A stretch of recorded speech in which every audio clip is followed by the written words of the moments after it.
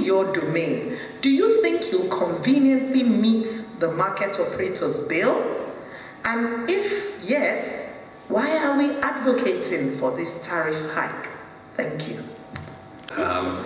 My friends also call me the Prince of Darkness because I do not bring light, I bring darkness.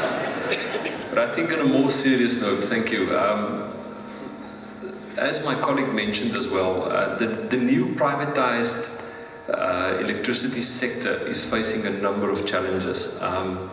And before we get to the tariff hike, I want to maybe explain a little bit regarding the challenges that ECO faces as well. The first challenge and the major challenge is obviously the lack of supply. We estimate that we've got a demand of about 1,000 megawatts in Lagos in the part that we service, and we only get 11% from the national grid. On a good day, that is only about 300 to 400 megawatts. So that's why you see a lot of load shedding happening in our network. The basic fact is we do not have enough energy to sell on to the customer. So that's the biggest problem.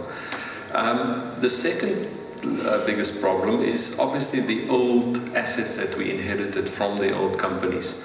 To give you an idea, in the VI area, there are some cables that were installed by the British in the 1960s. Normally, that would be in a museum somewhere, but in my case, it still supplies power to some of my customers. So yes, we are facing a number of old assets, no investment in the sector for a number of years. For 20 or 30 years, there was no major investments in these networks. So that needs to be changed as well. The third area is the lack of training and development of our staff.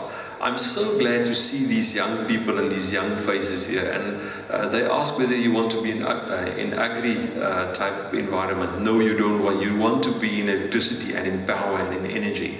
Because believe it or not, electricity is the key to this economy. It will unlock this economy as you will not believe if you can add that energy into this mix.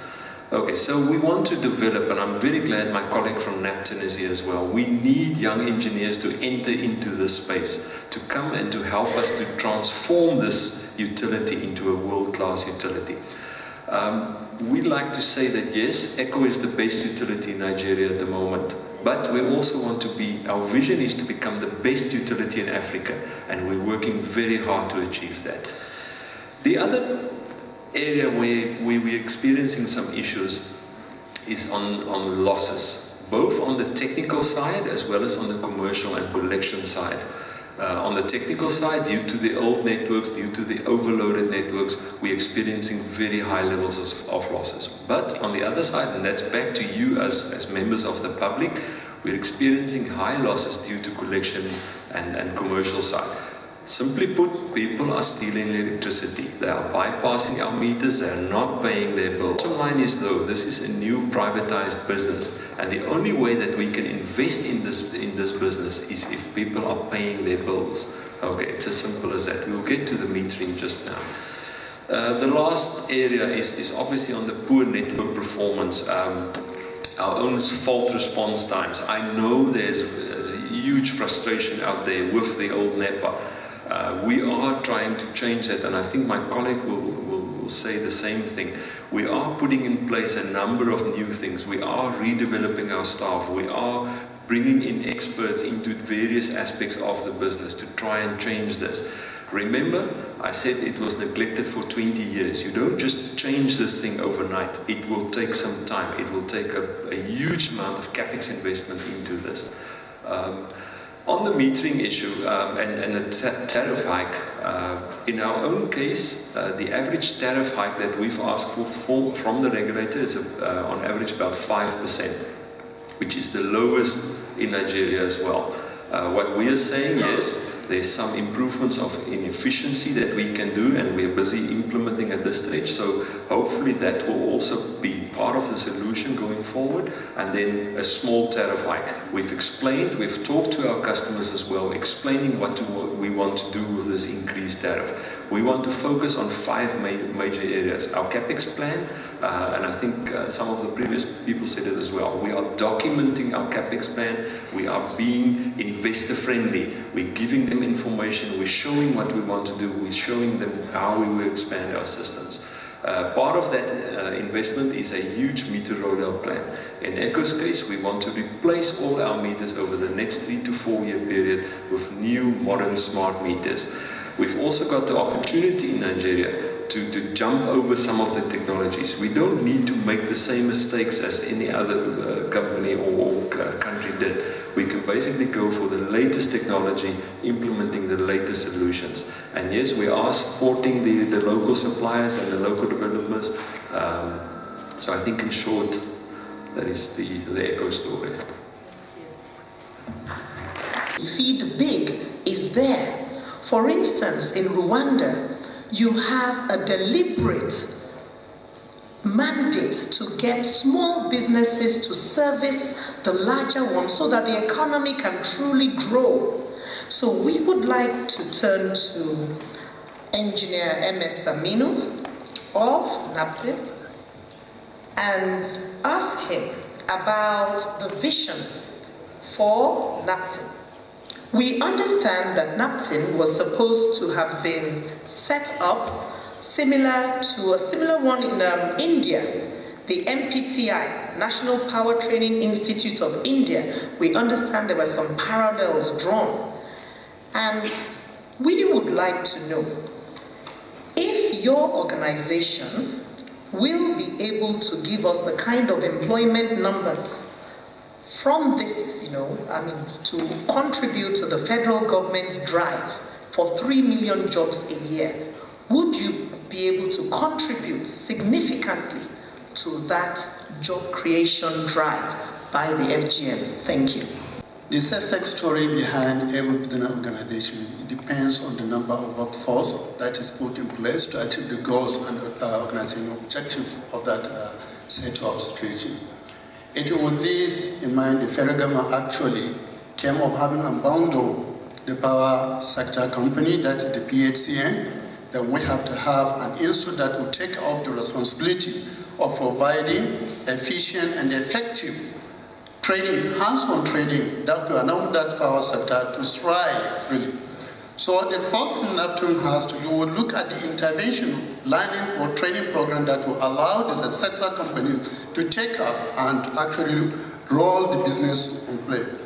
So we have intervention training within that period. I think 2009 to 2013, we ran about over 5,000 intervention training program to allow the power sector to continue with the business that inherited from the old VHCN. This is strategic training program.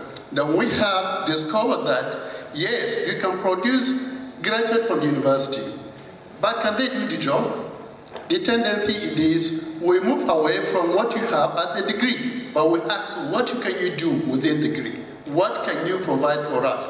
So with that in mind, we go into what? Partnership with National Board of Technical Education to actually develop some learning element, what you call National Occupational Development Program, NOS, or National Occupational Standard.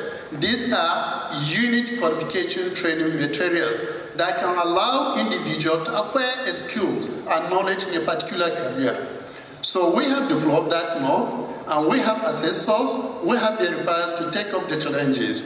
And we have equally come up with what we call National or NAPTIP Graduate Power National Deployment Program, where graduates are actually employed and be given a training that will allow them to take off the challenges in the power sector. So what in essence we have ready-made industry-ready graduates that can take up the challenges. We started running it 2013, 2014, 2015, and now we are into 2015-2016. On that one, we have produced about over 2,000 graduates of NGDSP NAPTIP.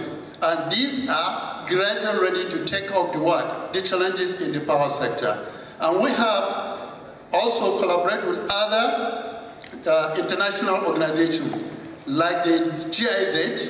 GIZ is a German corporation that is interested putting much more interest in power sector. Along with what we call Nigerian Sport Energy Program. There we have identify some 13 key areas where we feel non-conventional training or non-conventional area of renewable energy, that is renewable energy sector, where we have adequate training facilities being installed that will allow our young engineers to take up career. We have at Kanji Regional Training Center where I came from, we have solar renewable facilities installed there, which will have 25 kilowatt, along with high wind power, hybrid wind and solar PV solar system. All these are demonstration to allow the engineers, the young engineers, to have what we call an effective hands-on training, which if they have gone through the training program, by the end of the day, they will be able to actually prepare or to what it depends upon. So we have other 3311 kV demonstrated substations. These are put in place. So any NAFTIN graduate or intervention training program participating in that, it means he will be able to do that kind of job, which will be exposed by his the end user there. That is the employer. So if you have some participant there that actually can go through the training program, at the end of the day, they can come back and you get value added, value for your money. So NAFTIN is actually in collaboration and actually has those facilities there. Again, in my regional training center, Ijoro here, we are in partnership with Schneider. Schneider is providing automatic and installations, automation and installation training program. There we are in partnership with them. Their participation is there. Then we have what you call generations, transmissions, distribution facilities. That is a training program that can put you through from the generation aspect, transmission side, distribution side of the energy and utilization point. All these are there, and you can have what we call a hands-on training facility. Hands-on training. Something that you have to put your hand, you participate, you do it. By the time you go back, your employer will be able to ask you questions. Can you give me value for my money? Because nothing goes for nothing. So these are some of the actually facilities NAFTIN have put in place to take up the challenges that is both in the energy sector. Thank you. Possibly to any of my two other gentlemen, we understand that NERC has issued about 128 licenses to power investors in the years.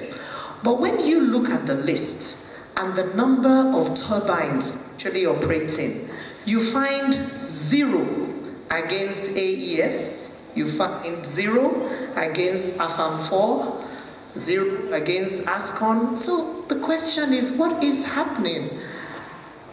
Investors have come, this power is not being generated. How do we bridge the gap so that we can actually leapfrog into the real 21st century and provide our people with a much needed power? Who would like to take a shot? Thank you very much. NEC is our regulator. The challenge you mentioned is not a far cry.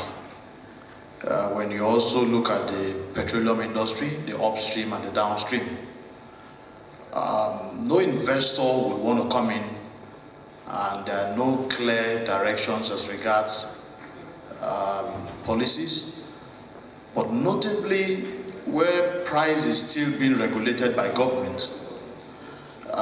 With the petroleum industry, we see the aspect of subsidy. Same also for electricity. After the unbundling, there has been no subsidy for this industry. We moved into transitional market, electricity market, which requires us to pay 100% of our bills from what we receive from the generation companies. My colleague also had mentioned the aspect of technical losses, which you bear as a distribution company, the aspect of commercial losses, collection losses as well, of which some of us are operating at about 50% ATC and C loss. What that means is that 50% of what you get, you cannot account and you cannot collect. But more importantly is the price right. we're not paying the right price for electricity. And where you're also not paying the right price for electricity, there is no way an investor would want to come into that kind of market. Because he looks at this overall and comes back to say, look, there's no way I can break even with this. And that is why, again, as DISCOs, we're all employing to say, we are the tail end of the value chain, because we collect revenue for every other person within that chain. And thus, if our collection losses, our commercial losses is about 50%, what then are we passing on? Today, the financial market is also saying, we've come into this unbundling, what are we getting out of it? We're not seeing these dividends. We're all filled with euphoria of the telecoms privatization, how it went, and those expectations are high. But I say, as I also say to people, what is the cost of generating self-generation? The cost of self-generation is high. At the average, diesel probably 83 naira, your cost of generation, your cost of servicing, but today you are willing to pay and insisting that you must pay for electricity at 14 or 15 naira per kilowatt hour. And what we're only saying to the masses is that allow us move these prices to enable us also strengthen and change, as the case may be, most of the electricity network and infrastructure that we inherited. And thus, so that way we can coast. If the value chain gets benefit, the industry moves. And when the industry moves, over time, as we've also seen in telecom, the prices will naturally come down. We're a quasi-monopoly. I'm not in competition with him because my territory is different. He sees today to say he can afford a 5% price increase. That 5% price increase to me is nowhere. I cover 56,000 square kilometers. He covers a smaller area. I don't know what I'm trying to say. My customer over 50% of my customer is rural. I don't have industries. I don't have offices. And thus, what is the economic wherewithal within that aspect of the economy? Today, as I was also speaking to my colleague earlier, we are even poised to also say, let's even look at what way we can regenerate the economy so that the economy can bounce back and be able to pay us. But quite frankly, as I round up, if the price is right, investment will come in. Power will be generated, and there will be reliability and stability in the system. Thank you. Thank you very, very much, Ernest. And now to Darwin Pietus. I would like to say that Ernest has just said a whole lot about the tariff. If you say the tariff is high, ladies and gentlemen, compare that with the cost of self-generation. So this is the moment of truth. And we would like to send some information back to government. This is an investment forum. We should be making recommendations. So as we round up, I would like Darwin Pietus to say something about government crafting policies. Mr. Likers had just told us that we need government to craft policies that are both enforceable and inclusive. What would you be sending back to the government as some kind of key takeaway from this session that would actually help your DISCO to perform better? Thank you. Thank you, ma'am. We must remember that the newly privatized DISCOs have been in operation for about 2 years. So yes, government did create the governmental environment for this to happen. And this is not a small thing. This privatization was a huge thing. It's one of the biggest privatizations in the utility space, in power utility space in the world that has happened. So that is the first positive that we can take from this.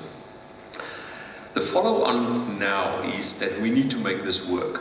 What do we need to make that work? Yes, we still need government support. Yes, we need the regulation to enable the private investors now to start investing in these networks and in these businesses. And a private investor, not the only thing, but the major thing that they are interested in is obviously return on investment. And you need to create an environment where these people will invest in these networks and in these businesses and earn a return on that. And as my colleague also said, yes, there's some, the might of the multi-year tariff order is in place, etc. But what we're experiencing at the moment is not a friendly investor environment due to some issues with the regulator. And maybe it's an indication of them not being here as part of the problem that we are facing as well. So yes, I would like to appeal to the government and the regulator, create this environment that is more investor friendly. We need investments in the sector. We need to attract foreign investments, yes, we need to attract local investments, but again, they look at the business side of this. Will I earn a return on my investment? We are looking for partnerships with either technical partners or financial partners. We're looking for low interest rates. We're looking for long payback periods. We're looking for moratoriums on some of our loans. So please enable us so that we can invest in these networks. Thank you very much. Just pass the mic. Actually, the investor to come in. All the necessary documentations are done there. With respect to the infrastructure facilities, so we are waiting for the investors to come in and take up the opportunity, please. Mr. Ernest to make his last comment in half a minute. Then I have $1 million question. Yes, in one. Thank you. I think what I've learned from here